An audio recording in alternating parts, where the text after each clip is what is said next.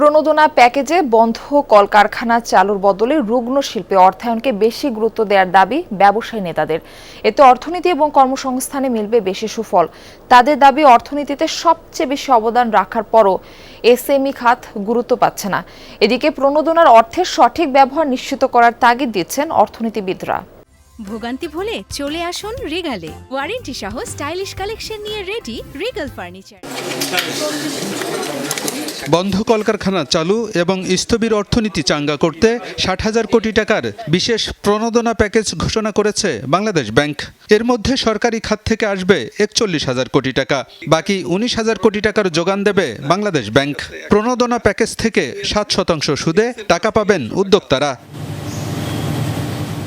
ব্যবসায়ী নেতারা বলছেন, বন্ধ কলকারখানা চালু সময় সাপেক্ষ বিষয়, তাই অর্থায়নের ক্ষেত্রে বন্ধ কারখানার চেয়ে উৎপাদনে আছে এমন রুগ্ন শিল্পকে বেশি গুরুত্ব দেওয়ার পরামর্শ তাদের। রুগ্ন ফ্যাক্টরিদেরকে আপনারা বেশি মূল্যায়ন করেন। একটা বন্ধ ফ্যাক্টরি আপনি কিভাবে এটাকে নির্ণয় করবেন? সেন্ট্রাল ব্যাংক কি বাংলাদেশের সব জায়গায় গিয়ে কোন ফ্যাক্টরি কবে বন্ধ হয়েছে, কেন বন্ধ হয়েছে দেখতে পারবে? আপনার টাকা দিলেন, ওই একটা ফ্যাক্টরির মেশিন আনতে লাগবে 1 বছর, ইনস্টলেশন করতে লাগবে 6 মাস, লোক নিতে তো 1.5-2 বছর তো চলে যাবে। ইমিডিয়েট ইকোনমিক ইম্প্যাক্ট তো হবে না। এখানে হাজারো হাজারো ফ্যাক্টরিজ আছে যারা রুগ্ন হয়ে এখনো কিন্তু চলতেছে। বন্ধ ফ্যাক্টরি চালু করার চেয়ে এটাকে রক্ষা করাটা আগে জরুরি বেশি। এখানে এগুলি চলমান, এগুলিকে বাঁচিয়ে রাখাটা সহজ, এবং এগুলি বেঁচে থাকলে আমার কর্মসংস্থান হারাবে না।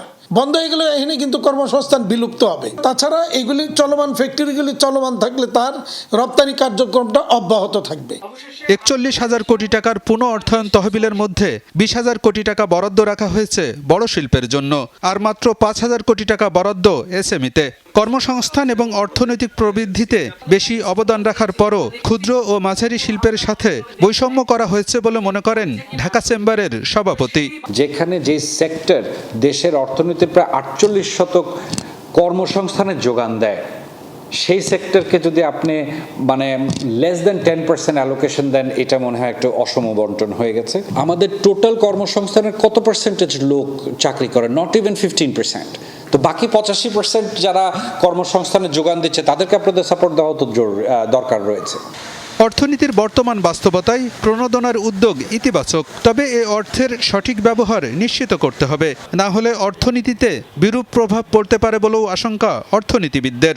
কেন্দ্রীয় ব্যাংকের দরকার হলো নজরদারি করা যে এটা সঠিকভাবে ব্যবহার হচ্ছে কিনা, কিন্তু ব্যাংকগুলোর দায়িত্ব হলো ওনারা এমনভাবে ঋণটা প্রদান করবেন যেন ওটা খেলাপি না হয়, কারণ খেলাপি ঋণের দায়িত্বটা কিন্তু বাণিজ্যিক ব্যাংকে নিতে হবে। কেন্দ্রীয় ব্যাংকেরও দেখতে হবে যে এই ঋণের প্রবাহটা যখন ওনারা ছাড় করবেন, যেই ব্যাংকগুলোর ভিতরে কর্পোরেট গভর্নেন্স ঠিক আছে, যাদের আদায়ের রেকর্ড ভালো আছে, তাদেরকে প্রাধিকার দিয়ে এটার ভিতরে আনা উচিত।